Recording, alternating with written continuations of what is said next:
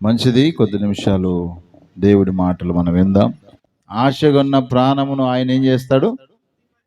తృప్తిపరుస్తాడని రాయబడింది బైబిల్లో. ఆశ మంచిదే. ఆ ఆశను ప్రభు దగ్గర పెట్టినప్పుడు ఆ ఆశను మనం ఏం చేస్తాడు? తృప్తిపరుస్తాడు. రైట్. అయితే దేవుడు మనం అడిగిన వాటిని, కోరుకున్న వాటి అన్నిటినీ కూడా నెరవేర్చాలి అని అంటే మనకేముండాలంటే దేవుని యొక్క తోడు ఉండాలి.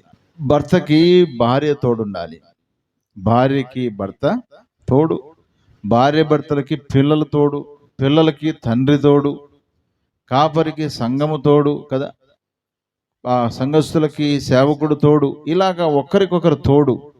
పాలకి పెరుగు తోడు కదా. పాలు వాటికై అయ్యే పెరుగు అవుతాయా? పెరుగు కావడానికి ఏం కావాలి? పెరిగేయాలి.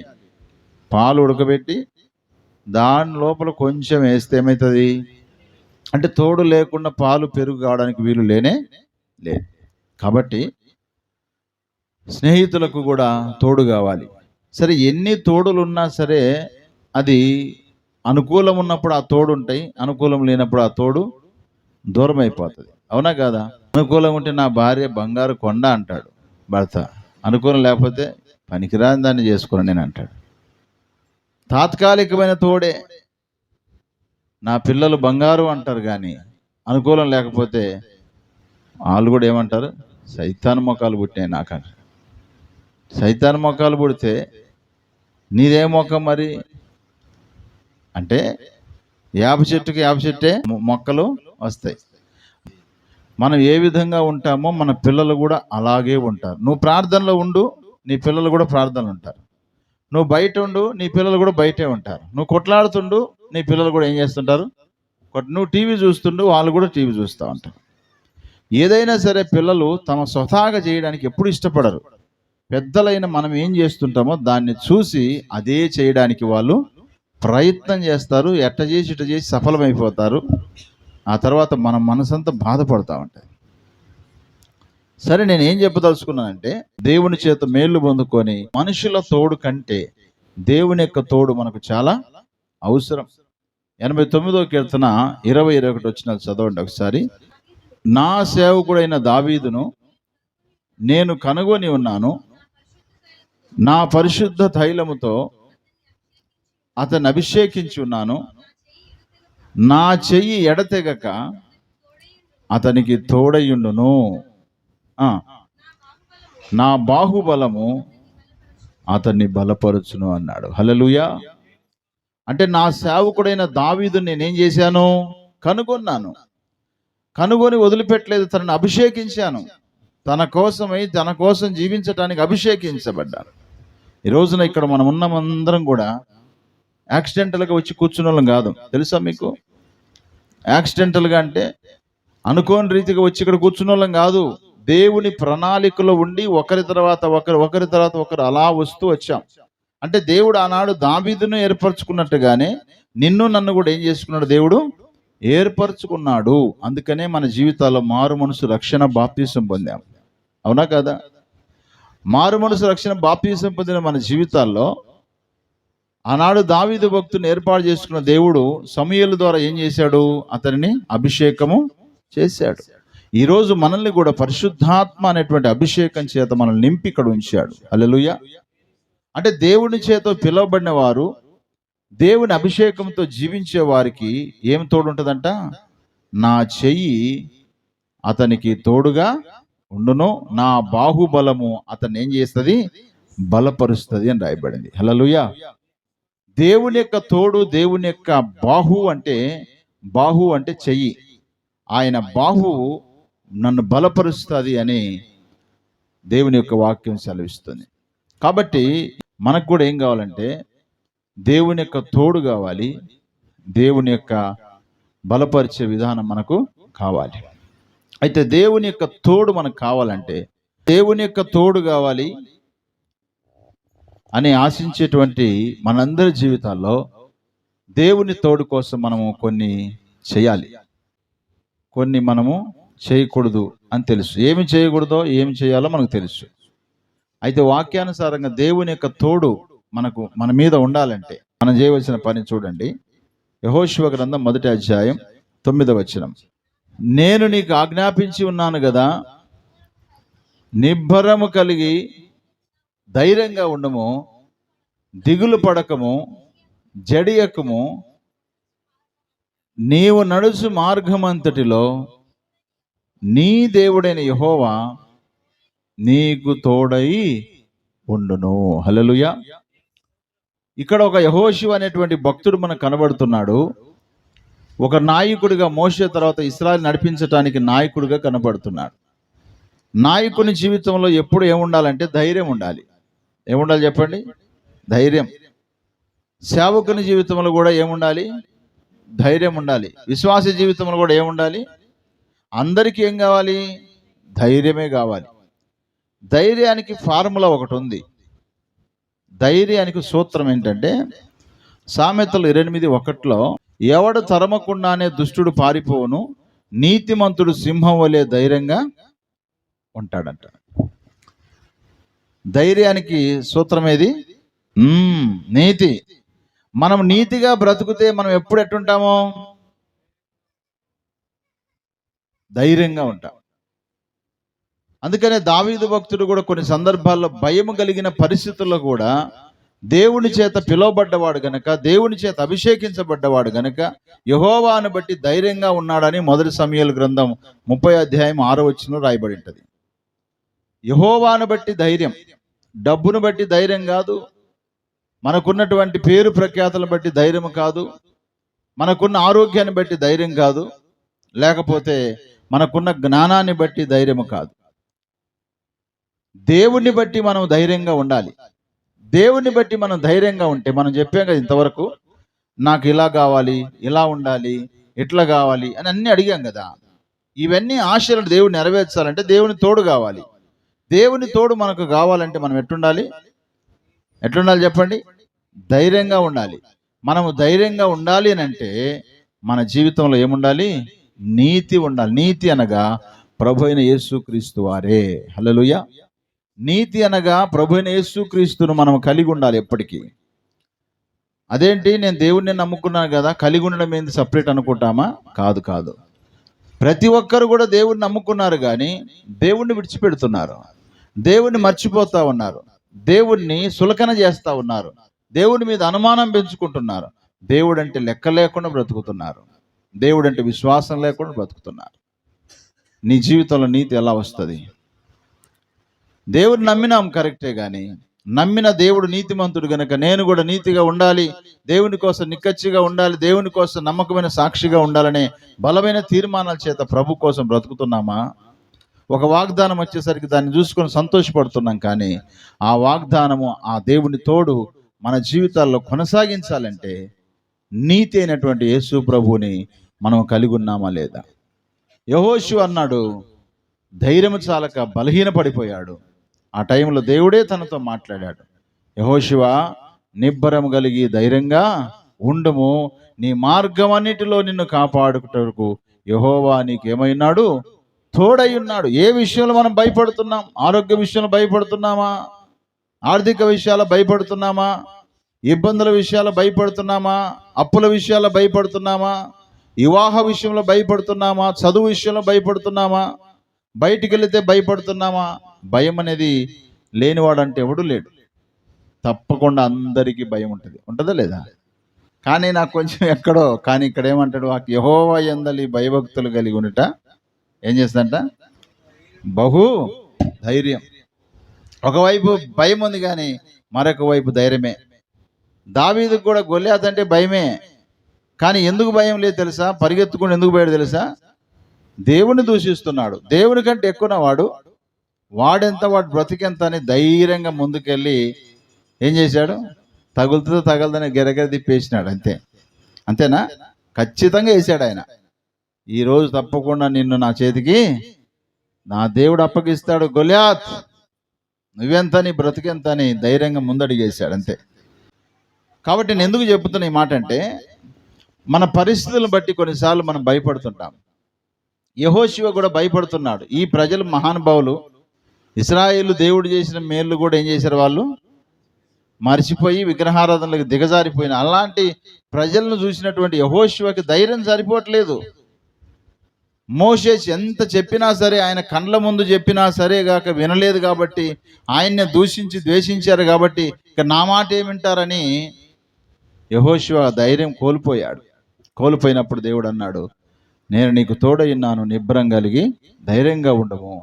నీ మార్గం అంతట్లో యెహోవా నిన్ను కాపాడుటకు ఆయన తన దూతలకు ఆజ్ఞాపించి నీకు తోడై ఉంటాడన్నాడు. అన్ని పరిస్థితులలో, ఇబ్బందులలో, ఇరుకులలో, వ్యాధులలో, బాధల్లో, అనారోగ్యంలో, అన్ని విషయాల్లో దేవుణ్ణి బట్టి ధైర్యంగా ఉండాలి. ధైర్యంగా ఉంటే దేవుని యొక్క తోడు మనకు ఉంటుంది. ఒకటి. రెండవ కారణం చూద్దాం. ఫిలిప్పీయులకు రాసిన పత్రిక 4:9 మరియు మీరు నా వలన ఏవి నేర్చుకొని అంగీకరించుదురో అట్టి వాటిని చేయుడి, అప్పుడు సమాధానకర్తగు దేవుడు మీకు తోడై ఉంటాడు అని చెప్తున్నాడు పౌలు భక్తుడు. ఫిలిప్పీ సంఘంలో ఉన్న విశ్వాసులతో మాట్లాడుతున్న మాట ఏంటంటే, నేను ప్రస్తుతానికి జైల్లో ఉన్నాను, నేను మీ దగ్గర ఉన్నప్పుడు ఏ విషయాలు మీకు చెప్పానో, నా వల్ల మీరు ఏమి నేర్చుకున్నారో, ఏమి అంగీకరించారో, ఆ ప్రకారము మీరు ఏం చేయాలంట? ఆ ప్రకారము మీరు నడుచుకుంటూ అట్టి వాటిని చెయ్యండి. అంటే వాక్యము మనకు ఏమైతే దేవుడు చెప్పిస్తున్నాడో, వాక్యం ద్వారా ఏమైతే మనతో మాట్లాడుతున్నాడో వాటిని విని విడిచిపెట్టడం కాదు. ఏదైతే దేవుడు వాక్యం ద్వారా మనతో చెప్పాడో ఆ వాక్యానుసారంగా నడుచుకున్నప్పుడు ఏమంటున్నాడు? మీరు నా వలన ఏమైతే విన్నారో, మీరు నా వలన ఏమైతే నా ద్వారా దేవుడు మాట్లాడించాడో ఆ మాటలు విని వాటి ప్రకారం ఏం చేయాలి? నడుచుకొనుడి. అప్పుడు ఏం జరుగుతుంటున్నాడు? అప్పుడు సమాధానకర్తయగు దేవుడు మీకు తోడై ఉంటాడు. దేవుడు చెప్పిన మాట ప్రకారం మనం చెయ్యాలి. దేవుడు ఎప్పుడు ఎట్లా చెప్తాడంటే, వీరేష్ చెప్తున్నాడు, స్వరము అన్నాడు కదా. నిజమే, దేవుని స్వరం వినపడుతుంది ఖచ్చితంగా. వాక్యం ద్వారా వినపడుతుంది, సేవకుని ద్వారా వినపడుతుంది. వ్యక్తిగతంగా నీ ఉపవాస ప్రార్థన చేసుకున్నప్పుడు దేవుని స్వరం ఖచ్చితంగా వినపడుతుంది. దేవుని యొక్క స్వరం వినపడితే ఆ ప్రకారం కొనసాగు. వాక్యం ద్వారా దేవుడు నీతో మాట్లాడితే ఆ ప్రకారం కొనసాగు. అలాగూ చెయ్యి. అలాగూ చేయకుండా దేవుడు నాకు తోడుగా ఉన్నాడు, దేవుడు తోడై ఉండాలి అని ఆశపడ్డము అన్యాయం అవుతుంది. సేవకుని ద్వారా, వాక్యం ద్వారా, దేవుని యొక్క స్వరం ద్వారా ఏ విషయాలైతే చేయమని చెబుతున్నాడో వాటినే చేయాలి. ఇప్పుడు క్రైస్తవులు వచ్చిన తంటంతా ఏంటంటే, దేవుడు ఏదొద్దన్నాడో అదే చేస్తూ ఉన్నారు, దేవుడు ఏదొద్దన్నాడో అదే చేస్తున్నారు. దేవుడు ఏది చేయమన్నాడో దాన్ని చేయడం మానేశారు. అందుకనే దేవుని తోడు లేదు మనకు. దేవుని తోడు మనకు కావాలంటే దేవుడు తన సేవకుల ద్వారా, తన వాక్యం ద్వారా, తన స్వరము ద్వారా ఏదైతే మనకు చేయమని చెబుతున్నాడో అది మనం చెయ్యాలి. దేవుడు చెప్పింది చేస్తే దేవుడు మనకు తోడుంటాడు. మనకు ఒకానొక రోజున కానా అనే ఊర్లో వివాహం జరుగుతుంది. ఆ వివాహం జరుగుతున్నప్పుడు వాళ్ళ మర్యాద చొప్పున వచ్చిన వాళ్ళకి ఏమి ఇచ్చేవాళ్ళు? ద్రాక్ష రసం ఇచ్చేవారు. ఈ ద్రాక్ష రసం ఇచ్చినప్పుడు సడన్గా ఉన్నట్టుండి ద్రాక్ష రసం అంతా అయిపోయింది. యోహాను సువార్త 2:5 చదవండి ఒకసారి. ఆయన తల్లి పరిచారకులను చూసి, ఆయన మీతో చెప్పునది చేయడి అన్నది. ఎందుకు ఈమె మరియమ్మ యేసుప్రభు వారితో మాట్లాడిన తర్వాత శిష్యులకు చెప్పిందంటే, అక్కడ ద్రాక్షరసం అయిపోయింది. అయిపోయినప్పుడు ఆమె అడిగింది, నాయన కుమారుడే కదా యేసయ్య, ద్రాక్షరసం అయిపోయింది వివాహంలో అని. అప్పుడు యేసయ్య ఏమన్నాడు? 4వ వచనంలో ఉంది ఆ మాట, అమ్మ నాతో నీకేమి పని, నా సమయం ఇంకను రాలేదు అని చెప్పాడు. ఒక చిన్న సండే స్కూల్ పిల్లోడంట ఈ వాక్యం బాగా విన్నాడంట. సండే స్కూల్ పిల్లోడు బాగా విని మైండ్లో పెట్టుకున్నాడు. ఏది? అమ్మ నాతో నీకేం పని మైండ్లో పెట్టుకున్నాడు. ఉదయకాలం లేయలేదని వాళ్ళ అమ్మ 8 అయింది లేయలేదని చెప్పేసి పోయి లేపితే అప్పుడు ఈ వాక్యం గుర్తొచ్చింది తనకి. ఏమని? అమ్మ నాతో నీకేమి పని. లేనైనా స్కూల్ టైం అవుతుందంటే అప్పుడు అన్నాడట, నా సమయం ఇంకా రాలేదమ్మా అన్నట్ట. వాడు పిల్లోడు కాబట్టి వాడు అట్లా అర్థం చేసుకున్నాడు. కానీ పెద్దలైన మనం అలా అర్థం చేసుకోనికి లేదు. మరియమ్మ అన్నది, ఆయన మీతో చెప్పినది చెయ్యండి. ఆయన ఏం చెప్పాడు? ఆ 6 రాతి బాణలకి మీరు ఏం చేయాలా? ద్రాక్షరస నింపమన్నాడా? నీళ్ళ నింపమన్నాడు. ఆయన ఏం చెప్పిండో సచ్చినట్టు పోయి అంచుల మట్టుకు నింపారు. హల్లెలూయా. అంటే కొండ పైకి నీళ్ళు వచ్చేసినాయి, అంచుల మట్టుకు నీళ్లు పోసేశారు. అంచుల మట్టుకు నీళ్లు పోసిన తర్వాత ఆ నీళ్ళు ఏమైనాయట? తీసుకుపోయి ఇక పొయ్యండ్రా అని చెప్పేసి అన్నాడు యేసయ్య. ఆ విందు ప్రధాన దగ్గర తీసుకుపోండి అన్నప్పుడు వాళ్ళు తీసుకుపోయి వాళ్ళకు పోస్తే అప్పుడు నీళ్ళు ఏమైపోయినాయి? ద్రాక్షరసంగా మార్చబడ్డాయి. హల్లెలూయా. ఆయన మనతో చెప్పింది మనం చేస్తే మన జీవితాలు మారుతాయి. అర్థమవుతుందా? అందుకే పౌలు భక్తుడు ఏం కూడా, నేను చెరసాల్లో ఉన్నానయ్యా, కానీ నేను మీ దగ్గర ఉన్నప్పుడు ఏ విషయాలు చెప్పానో ఆ ప్రకారం చెయ్యండి, సమాధానకర్తయ్యకు దేవుడు మీకు ఎట్లా ఉంటాడు? తోడుగా ఉంటాడు. దేవుడు మనతో ఏం చెప్తున్నాడో అది మనం చేయాలి. ప్రభు అన్నాడు సువార్త చేయమన్నాడు. ఏం చేయమన్నాడు?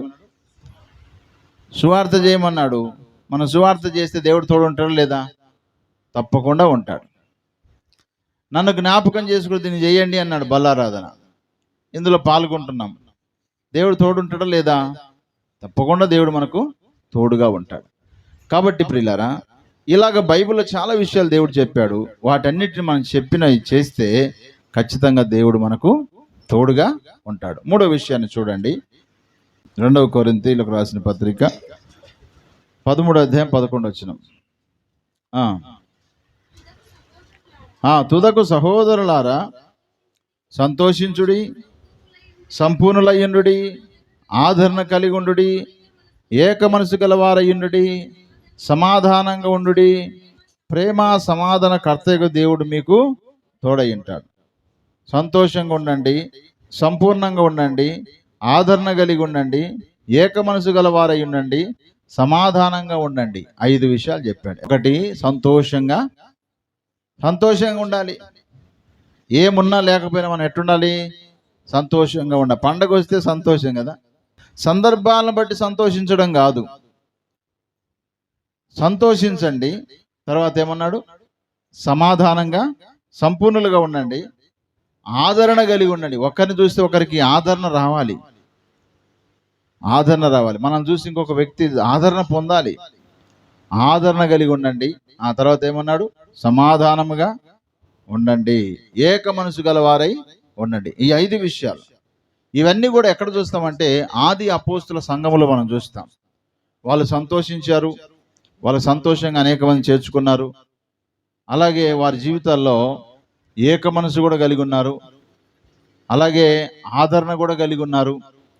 దేవుని కోసం సంపూర్ణంగా వారు బ్రతికారు.